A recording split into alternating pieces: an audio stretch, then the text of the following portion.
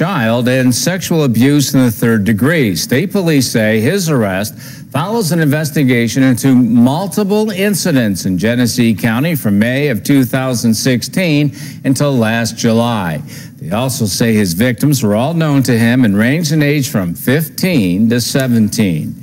Anyone who was a victim or knows of any others is asked to contact the state police. That number is 585-344-6200.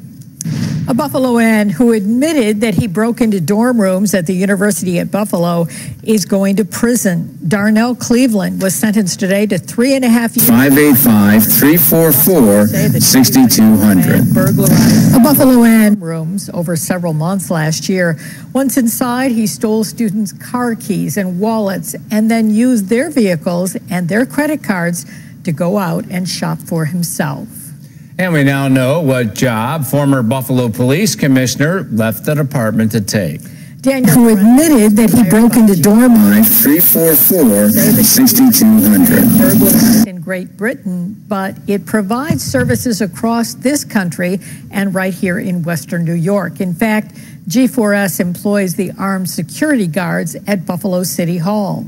Dan Dorenda announced his retirement abruptly last week after 32 years on the force, 8 of those as police commissioner. Country and right here. Tsunami warning. See where U.S. residents were told to head to higher ground after a massive earthquake struck.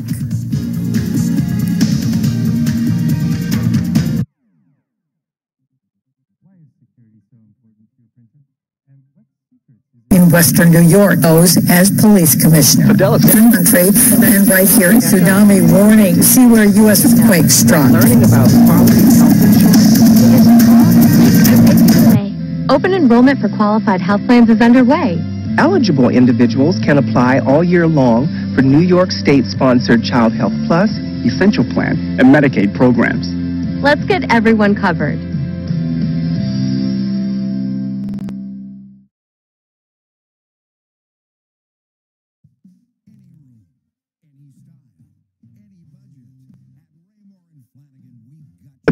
Fidelis Care helps me stay healthy with checkups, preventive care, and a doctor who knows my name. That's why Fidelis Care wants everyone to know that learning about all year long for New York State-sponsored Child Health Plus, Essential Plan, and Medicaid programs. Let's get everyone covered.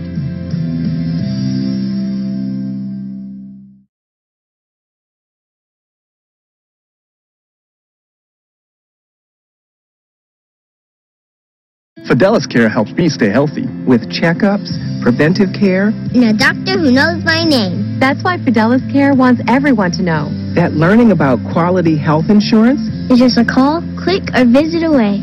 Open enrollment for qualified health plans is underway. Eligible individuals can apply all year long for New York State-sponsored Child Health Plus, Essential Plan, and Medicaid programs. Let's get everyone covered.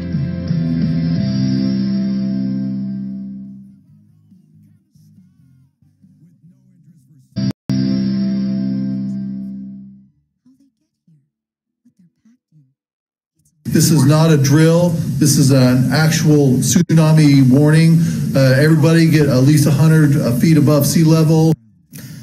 Well, that's the warning residents in Kodiak, Alaska woke up to by early this morning after a massive 7.9 earthquake hit off the coast. John Blackstone has more on these tense moments when officials feared the quake could trigger a massive tsunami. Police officers in Kodiak, Alaska, rushed to evacuate people along the coast.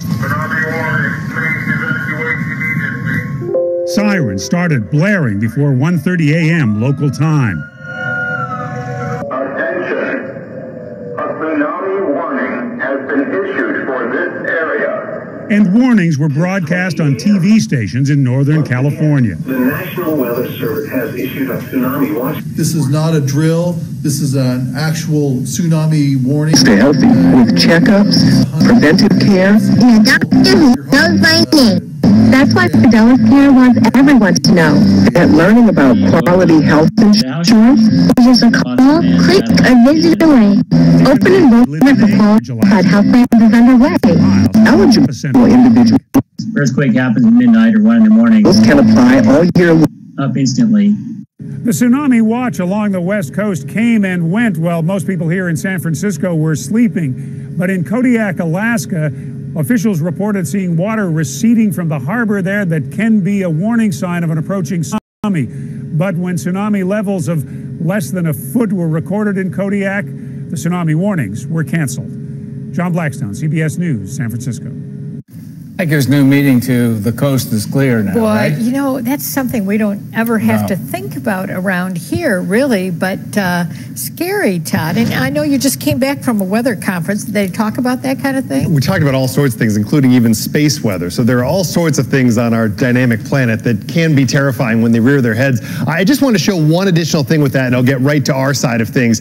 This is the actual locator for the earthquake itself, but notice the S on the end of that in the band earthquakes. Well, just in that same spot, there have been a whole bunch of aftershocks, and that still is a concern for some areas, especially where people had jumped out of bed early this morning, where there's still quite a bit of seismic activity there. And under the ocean floor, depending on the exact type of earthquake, you can have all sorts of issues. So it's something I know the Pacific Tsunami Warning Center will be watching closely. For us, we have a few things that have compounded to lead to a lot of the issues with the flood potential. But as I showed you off the top of the show here, it's kind of diminishing as we work through the overnight hours tonight. This is the rain we've seen since midnight, so not big time numbers up towards the northern creeks and streams, but you get down towards Jamestown, half inch there, 3/10 down towards Bradford, PA. So a good amount, plus these were our daytime high temperatures, so temperatures cooled down towards freezing.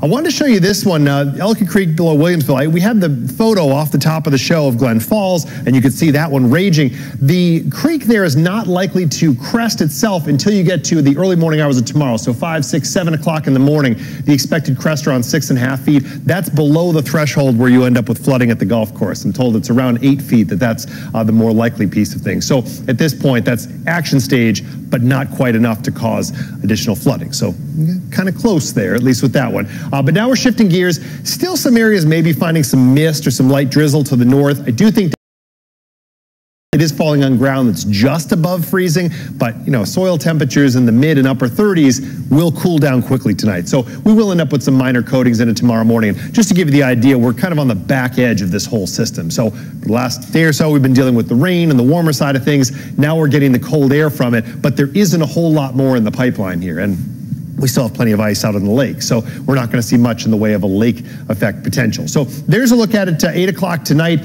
Probably the better window the next couple of hours to see some of that snow expanding across the area. But once you hit midnight, diminishes pretty quickly. And that's, again, because you just saw the whole big piece of the system mostly way off to our east. You will see some snow east on the 90 towards Albany if you're heading in that direction tonight. But for us here, some minimal light snow showers. Early tomorrow morning, it's not out of the question to find a little bit of lingering, even some lake effect, but you're talking dusting to an inch or less. So very minor numbers. And by